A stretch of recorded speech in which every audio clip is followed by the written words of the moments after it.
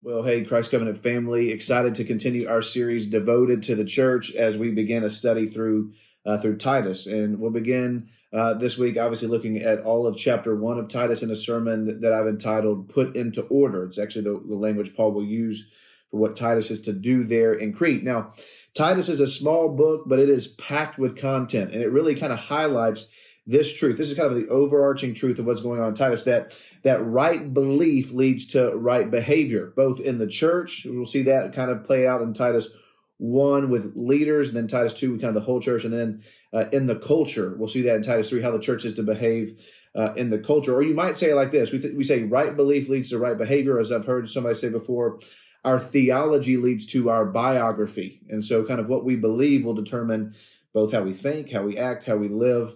So our theology leads to our biography. So just a quick overview of the book, kind of before we jump in, like what's going on in the book of Titus. Well, Paul is writing to his young protege, whose name is Titus, in a portion of the New Testament called the pastoral epistles. That includes 1st and 2nd Timothy and Titus. Again, Paul writing to two of his proteges.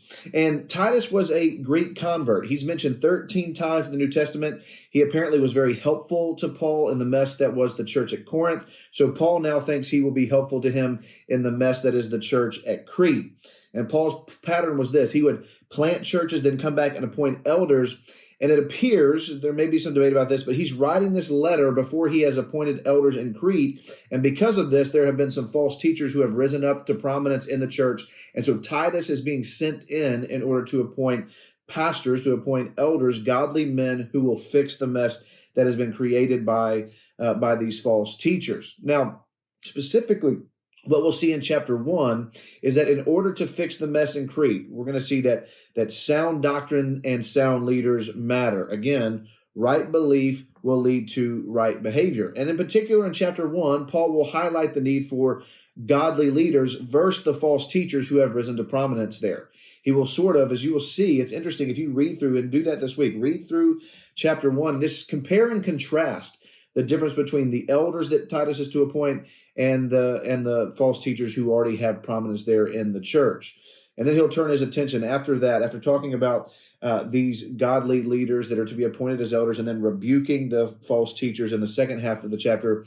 He will turn his attention in chapter 2 to life of the church together, all in the church, and how we are to conduct ourselves, particularly how we would mentor and disciple. And then in chapter 3, he will look at the church's life outside of the church, how we are to behave in the culture, also that we will kind of put on display this wonderful little couple of verses there in chapter 2 that we will display for the world that God has purchased a people for his own possession who will be zealous for good works, who will be zealous to make him known in the world by both what we believe and how we behave.